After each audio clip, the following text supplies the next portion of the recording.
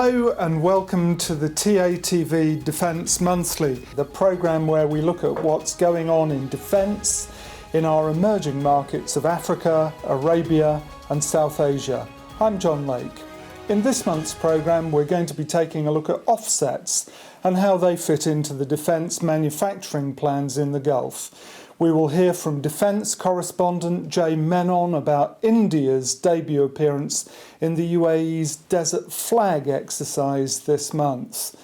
I will be looking at how the Storm Shadow missile will be making an impact, and we'll be talking Yemen, the hopes, the concerns.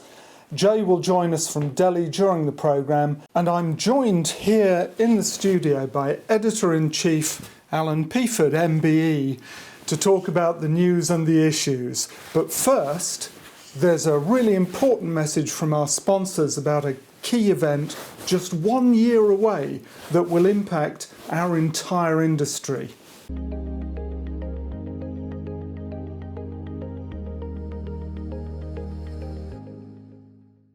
Welcome back, everybody. We're joined by Menon, our correspondent in Delhi. How are things over there, Jay? I hope everything's good. I understand that you've actually delayed your COVID vaccine to join us on TATV, which is dedication beyond the call of duty.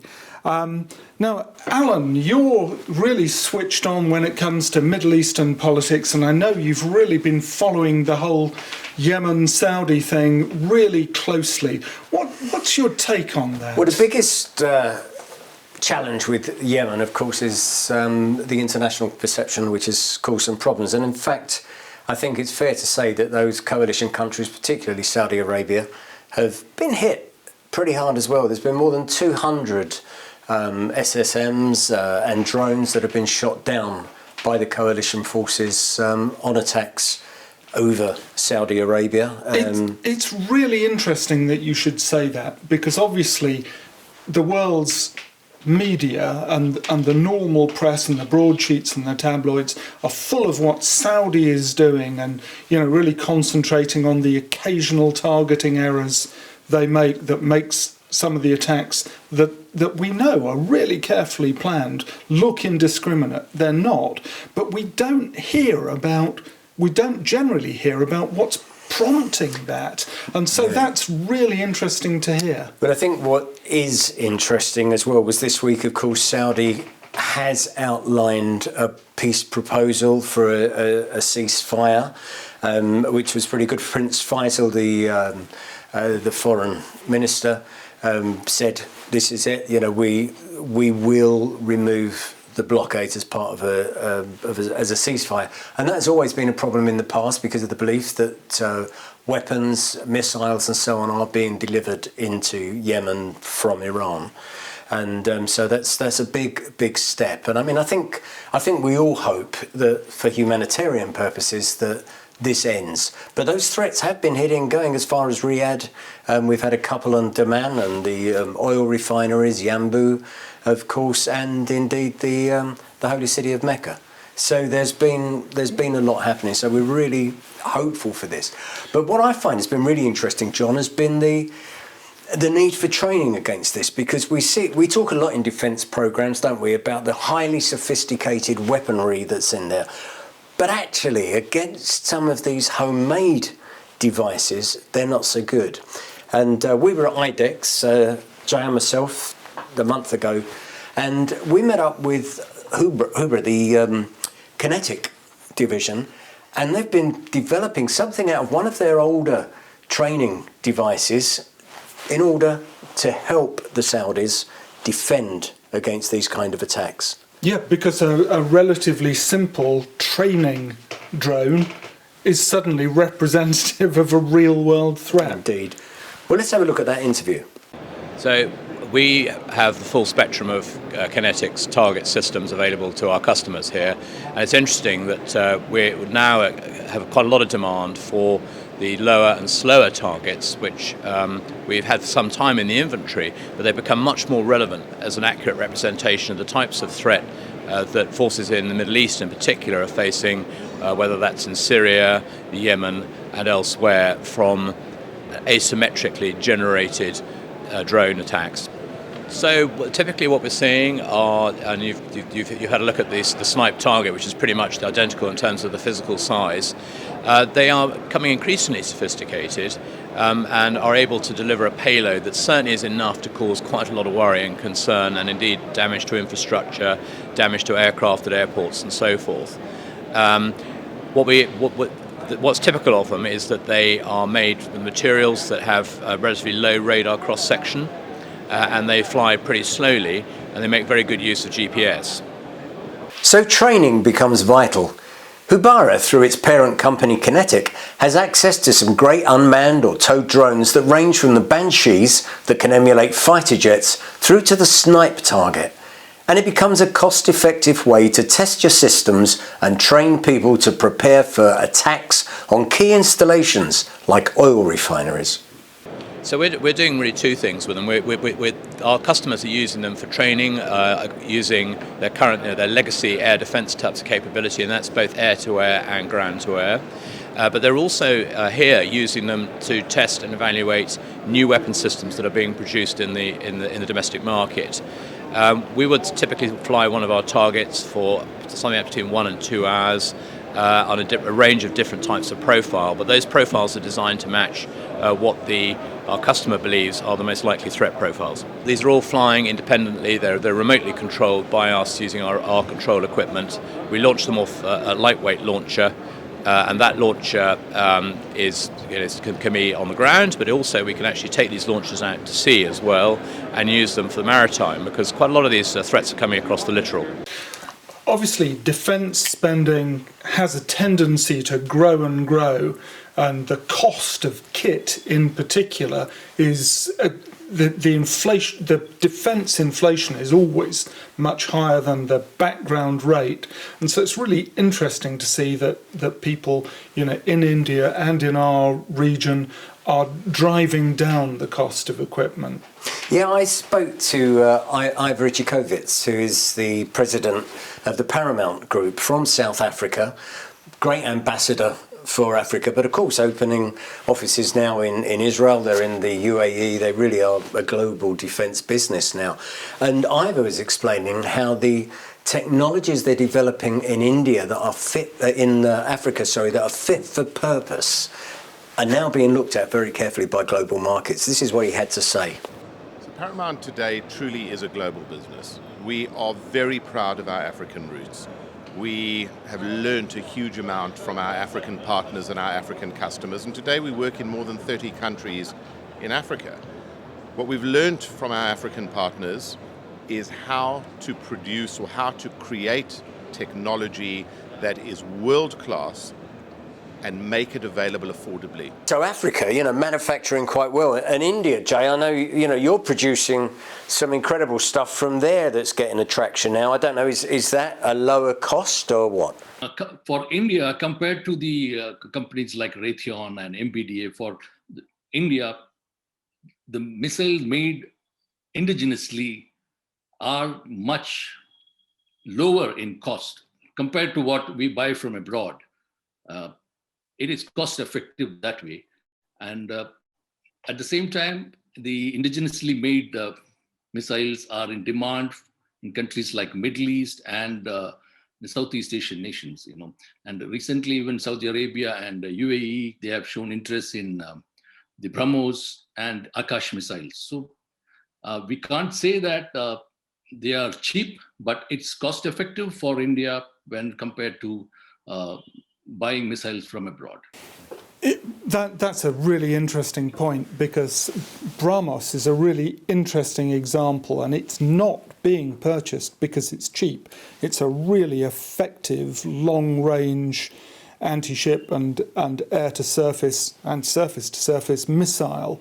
And, there's nothing cheap and cheerful about it. And the reason that it's attracting interest in our region, in the Middle East, is that it's incredibly effective, militarily effective, not just cost effective.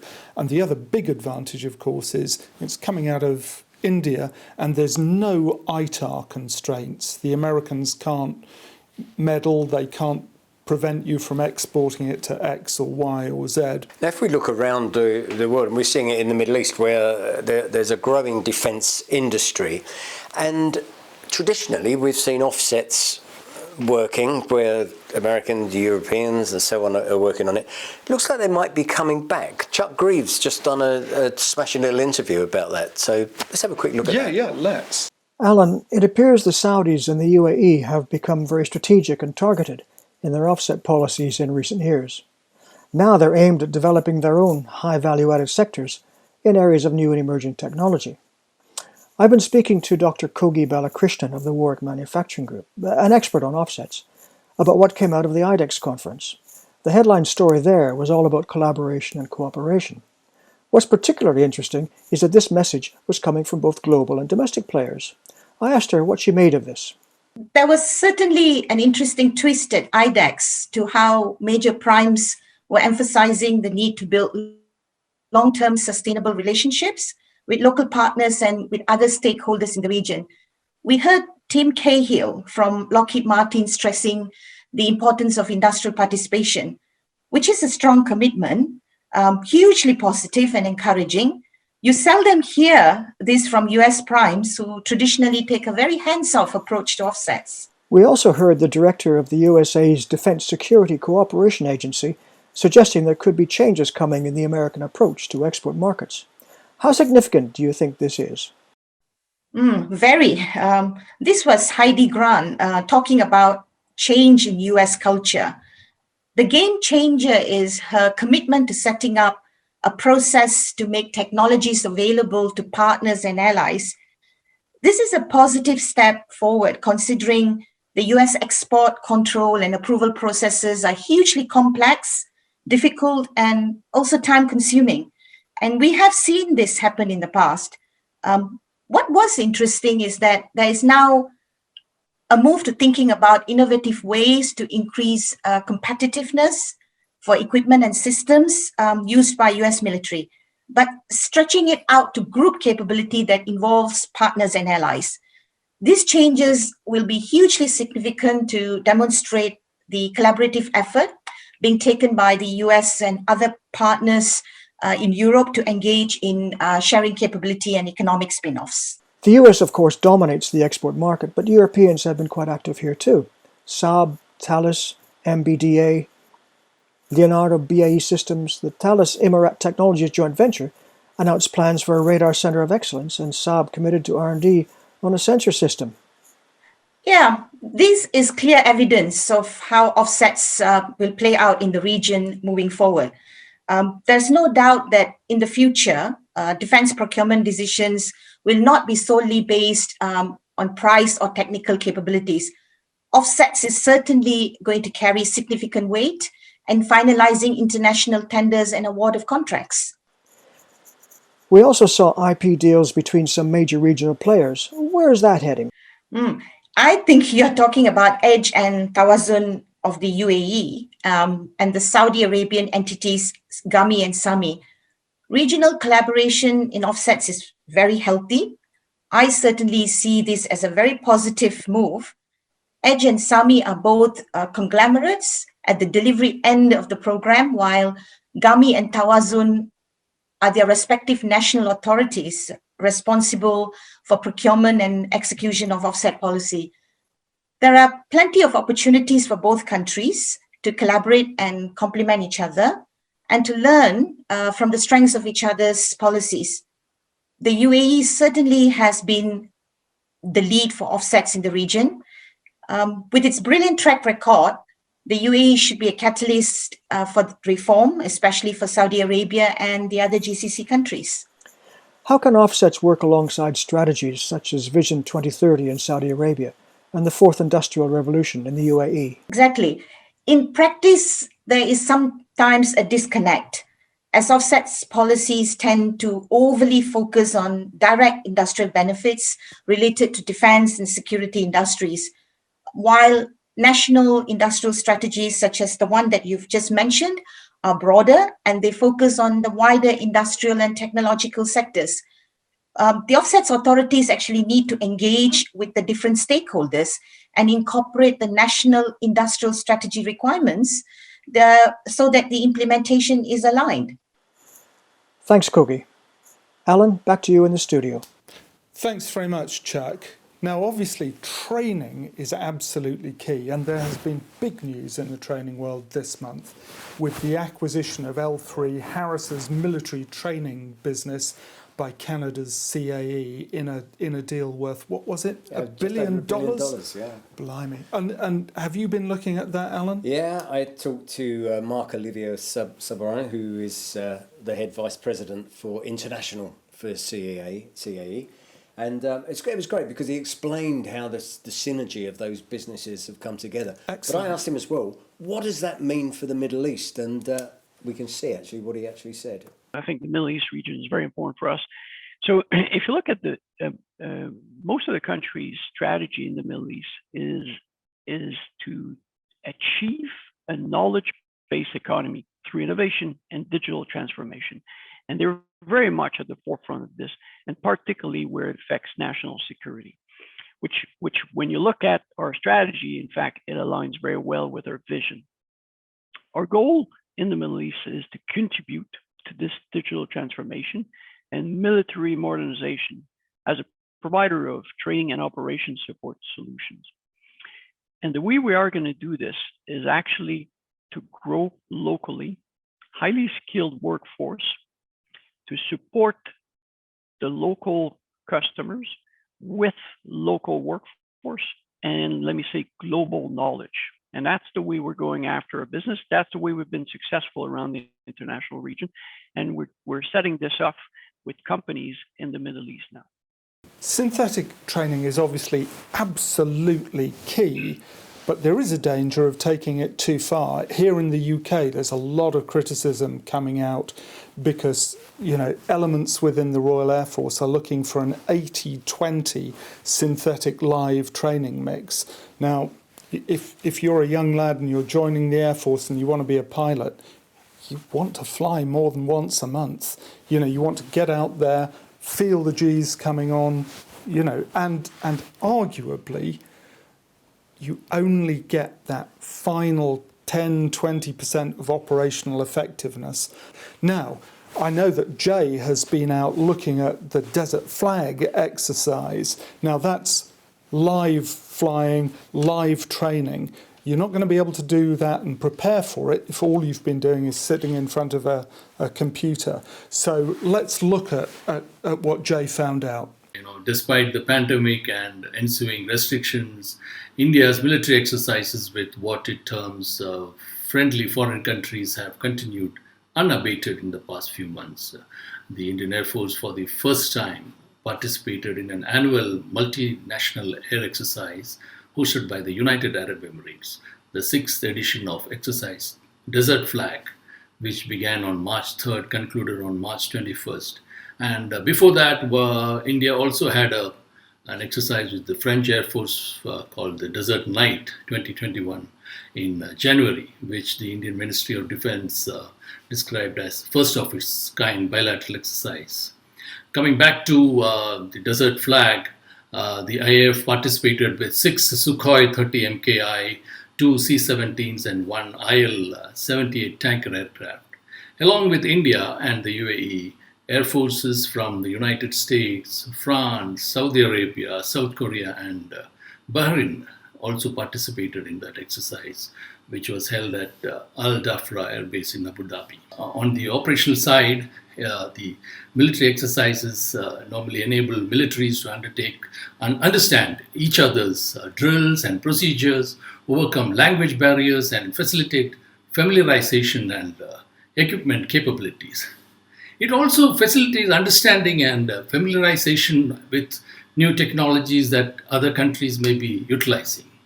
But the Desert Flag exercise assumes additional salience, given that it visibly highlights deepening political and defense ties between India and Middle Eastern powers such as UAE and Saudi Arabia.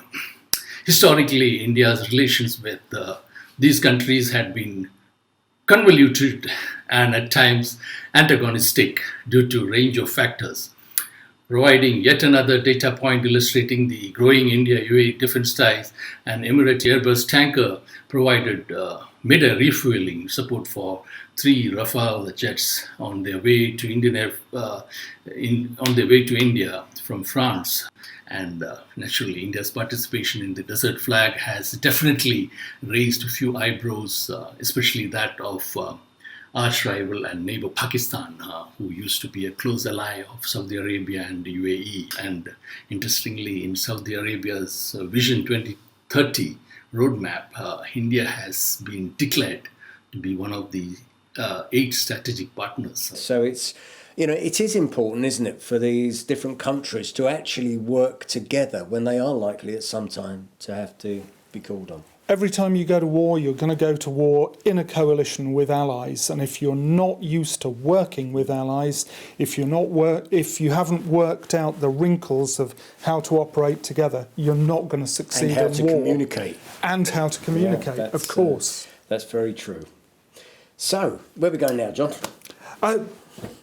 The Royal Air Force have, for the first time, fired Storm Shadow off a Typhoon, and they did it against Daesh targets in our region. Now that's significant because the Storm Shadow Typhoon pairing is going to be critical for Saudi Arabia.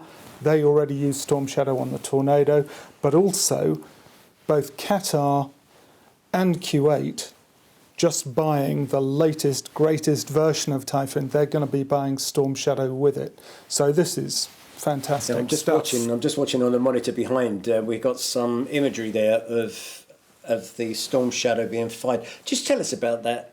The Warhead is quite interested there, isn't it, on their attack on Daesh? Just tell us about that. It's called Brooch, which is a bizarre acronym including all sorts of things. But the fundamental is it's a 2-stage warhead. And so the first stage of it punches a hole in the concrete, gets the body of the missile, and it's a big, big missile with a big 900-pound warhead. And so you punch through the concrete, and then the big warhead then goes bang after a suitable delay. And not just from a boy's toys, it's fun to break things kind of point of view, but when you've got that level of precision and when you're able to focus effect that tightly, the really big thing is you're not going to kill innocent people. You're not going to get massive collateral damage. And, that's what we all want, But we're still seeing more deals done, of course. The UAE and Israel. Jay, you know something about this.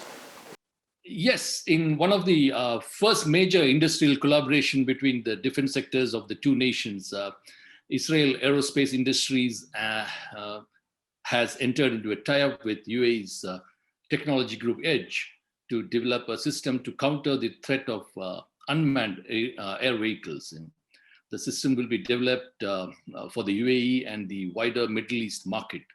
Brilliant, thank you. And I'd just like to put a plug in now because this week you can see a film that we did from IDEX on Edge and one of their latest introductions of the QX family of the loitering drones, which is quite something. So, of course, we also saw this month the Greek exercise with Saudi Arabia, with the Falcon Eye. And again, one of the things that really works for there is the opportunity for the air chiefs to sit together. And I know both chiefs of staff actually met in Greece to talk through some of these plans as well. So it does work. Oh, absolutely. But Saudi Arabia has been really upping its participation in international exercises.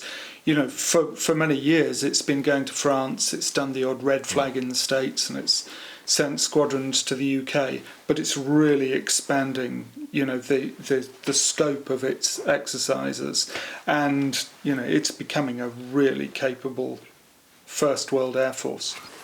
Well, that's it from us. As Alan said, do check out the websites, arabianaerospace.aero and africanaerospace.aero, where you can find links to the films on CAE, Paramount, IDEX and Edge.